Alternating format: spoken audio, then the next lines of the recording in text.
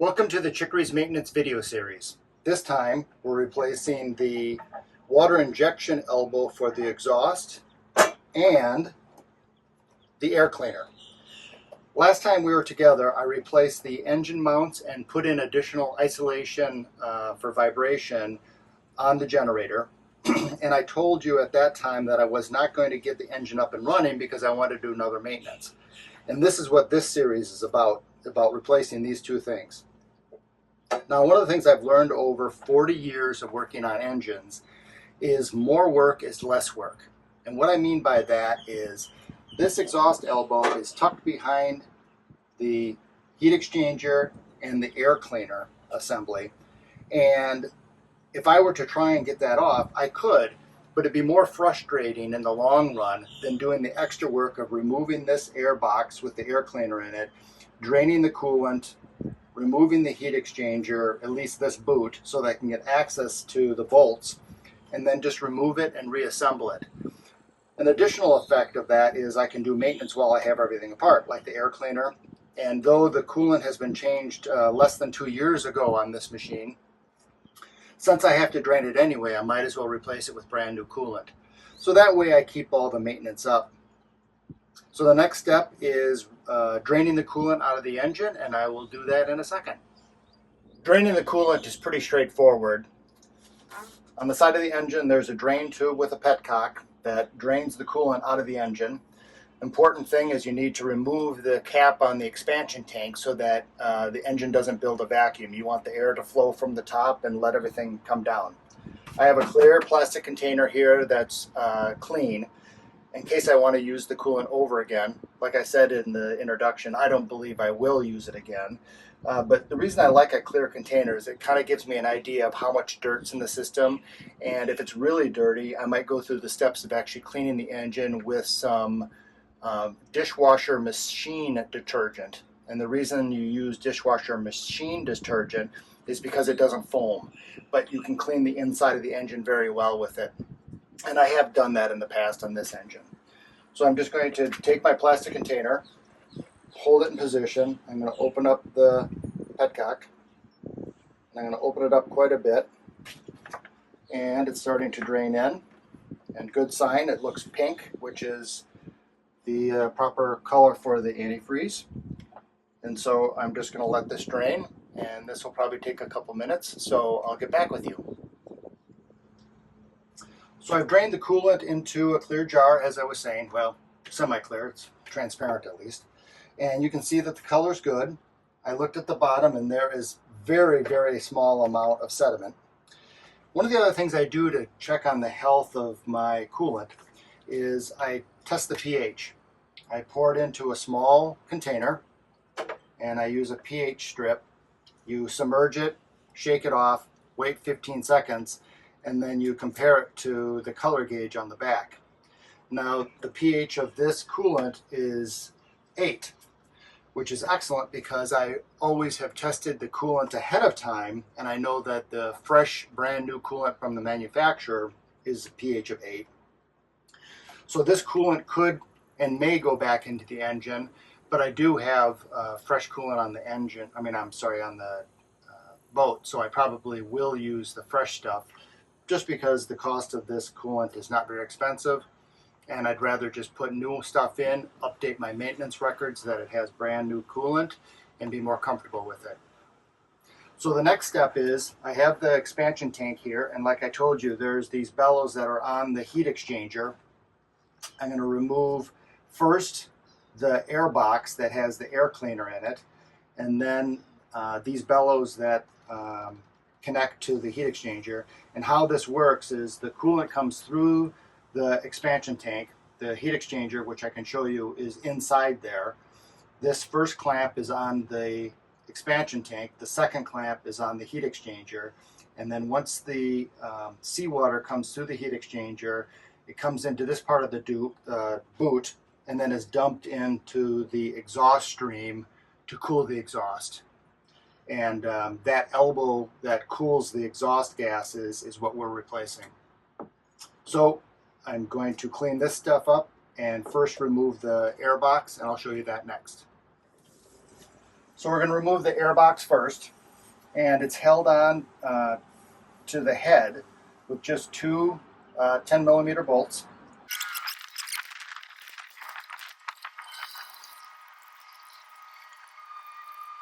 I can just lift it out, set it aside. I'm going to take the two pieces of hardware that hold it on and set it aside just for a second because I'm going to replace the air cleaner while we're at this.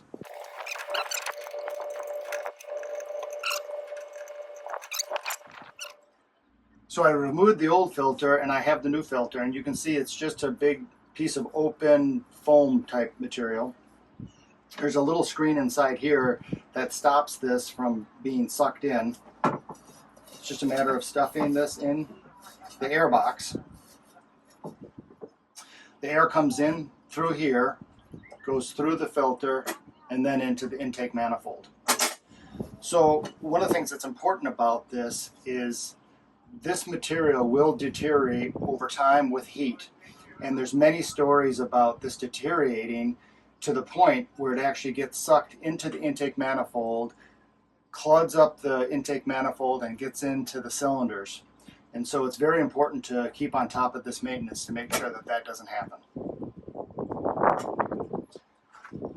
Now I'm just going to put this back on as I took it off.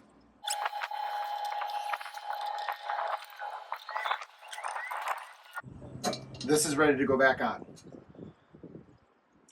Now that the air box has been removed, I can work on this boot. There are three hose clamps. One you can't see is the rubber part that goes and connects the boot to the water injection elbow. I'm going to loosen that one first with a nut driver. And I'm just going to get that nice and loose so that it will not impede me pulling off the boot. Got it nice and big there. Then I'm going to remove the clamp that holds the boot to the heat exchanger. And see that I got that nice and loose. And then finally the hose clamp that holds the boot to the expansion tank.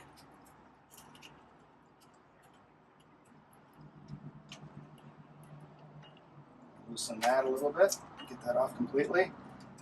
It's pretty much welded itself too, so I'm going to get that nice off. I have a little bit of paper towel ready because I expect that I'm going to have a little bit of leakage of coolant, and I just want to get that off the engine. So I'm just going to take my fingers and slowly pry this off.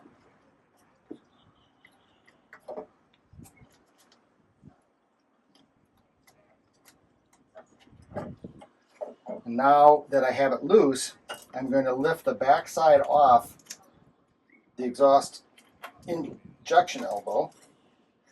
Now I have that off so I can start to slide off the boot completely.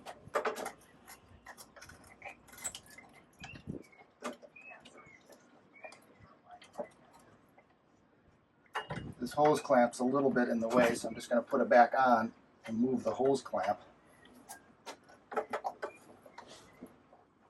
It's kind of caught in between the exhaust elbow and the fitting. So it looks like I got it off there. So here's what the boot looks like. Now that I have this part off, I'm going to start working on removing this water injection elbow. That's next.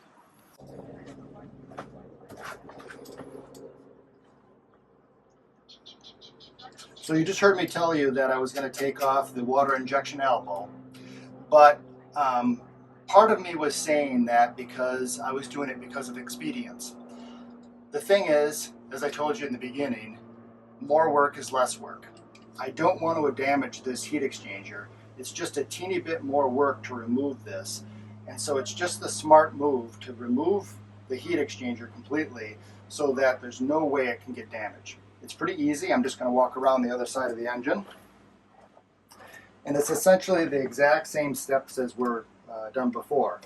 I'm going to take off the hose clamp for the heat exchanger section on this boot on this side. Slide that down. Now I'm going to take off the hose clamp that holds this boot to the expansion tank. I'm going to move that one off as well. Once again, it's a little bit welded. Now I'm going to pull this boot off.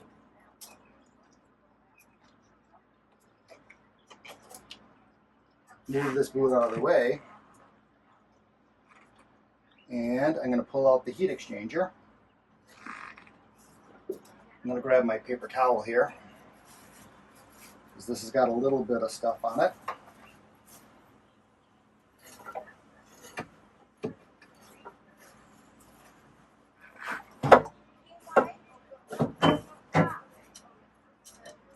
Now I'll show you why that was a good decision. Not that I was blocking a lot, but I did have a little piece of impeller, raw water impeller, inside of the heat exchanger. And I do have a little bit of goo on the outside of the heat exchanger, which will give me an opportunity to clean it. And I am going to consider now cleaning the engine. I just have to look inside and see how extensive this is. So now I have all the equipment away from the water injection elbow, and so I have 3 bolts and a stud on the back side that I need to remove, and so I'm going to do that. Once again, 10 millimeter.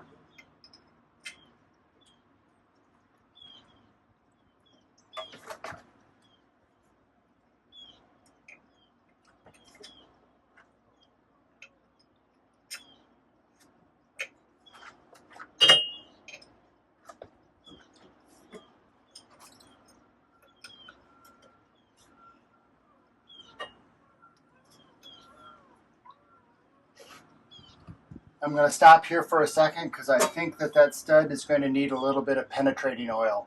There's a little bit of surface rust on it, and because it's so close to the manifold, I have to use the open end as opposed to the box end of my wrench.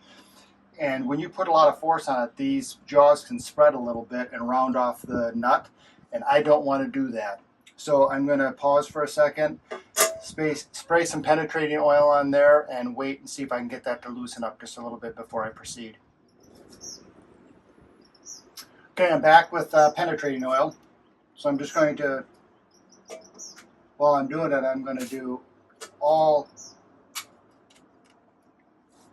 4 bolts. There's a little adjustment on the back that allows you to limit how much you spray, which is really nice.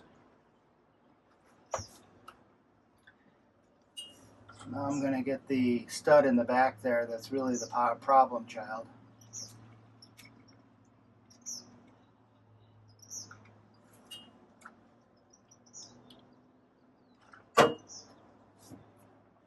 And I'm just going to put a little bit of tension on it and spray so that it has a chance to penetrate a little bit more. Now I'm going to let it sit for 5 minutes. So quite a bit of time has passed since the last segment, and I'll give you an update on what's going on. The 3 bolts came out very easily, but the stud in the back that I was telling you about, the nut, has been very, very difficult. I've sprayed it 4 different times with penetrating oil, and I first was starting with a Craftsman combination wrench. Now this is a little bit thinner, so then I tried, before I rounded anything off, a wrench with a little bit more width to it, hoping that would help. That continued to kind of felt like it was going to slip. So then I got a 10 millimeter flare wrench, which you can see has another part of an edge that goes around, so it gets more surface area on the nut. This particular wrench felt really, really loose on the nut, more so than either of these 10 millimeters. So I grabbed a 3/8 of an inch SAE And if you convert 3/8 to metric, this is actually 9.5 millimeter. And this almost got on, but it couldn't get on completely all the way. None of these four gave me any better purchase on the nut, and all my little efforts started to round over the edges, and I had to go to a vice grips, kind of my last ditch effort, which also did not work. Part of the issue is I only have a couple, maybe like 20 degrees of rotation that I can access because of the hardware on the generator, the starter, the actual electric unit, all the stuff around it. So the next thing I need to do is get a better angle at it, which means I'm going to remove the expansion tank combination exhaust manifold so that I can take this and this off, get a better angle at it, and get a better idea of how bad the stud and nut is. So I'm going to work on that, and I'll be back to you in a minute. One other thing I forgot to mention. For something quick like this, which I thought was going to be quick, I don't necessarily worry about this, but when I start doing more and more work, I use blue tape, and right here, of course, I have access to the intake manifold for the engine. And if debris gets in here, it can get into the cylinders and damage either valves or pistons. And so I want to protect this area, so I'm going to tape this area over, and I'm going to probably tape over the area here that goes into the electric generating part of the generator. And as soon as I get the expansion tank and exhaust manifold off, I will tape over the exhaust manifold too, just to make sure that as I'm working, nothing gets into the engine. So before I take that off, I'm going to do some taping, and then the next time you see me, the expansion tank will be off. I haven't taken off the expansion tank exhaust manifold combination yet, because on the back side, 3 of the fasteners were studs, which means I need to slide this out quite a ways before I can get it off, which means I need to take the sound enclosure off before I can pull off this component. So I'm going to do that now. So I've removed the expansion tank exhaust manifold combination. I have used blue tape to cover up the exhaust the ports for the head. I don't expect a lot of dust falling in them, but it's always good to cover them up.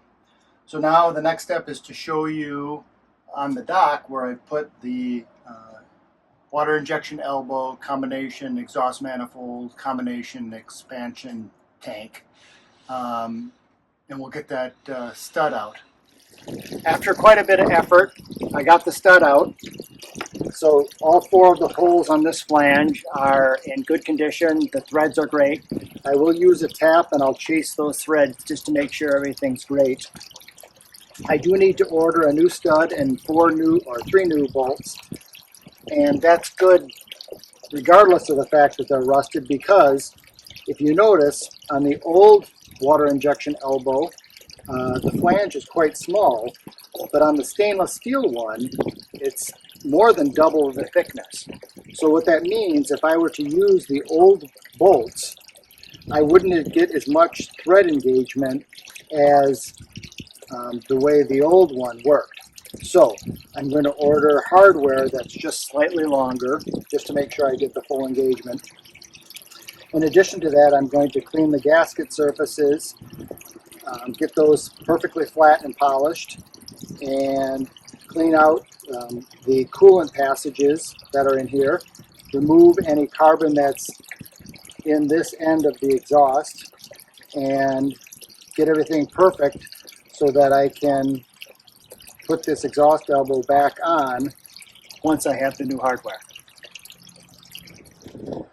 While I've been working on getting the nuts and studs out of there, I've been submerging the heat exchanger in vinegar, just cleaning out any kind of salt buildup that's inside the tubes. I notice I have a couple rubber impeller pieces that are clogged in there. You can see now that this material is getting nice and loose. I'm going to continue soaking this, and we also use really long bamboo skewers, and we ram through these to make sure we get all those little rubber pieces out. And then we use Scotch-Brite just to polish everything up so it's nice. So by the time that I get my hardware and put all this back together and put it on the engine, this of course will be ready to go in as well. And because I need to wait for hardware, that means this is where I'm going to end this video, and you'll see another video of everything going back together, and once again the engine running with the new vibration isolators. In the meantime, thank you for subscribing, commenting, and liking this video. Thanks again.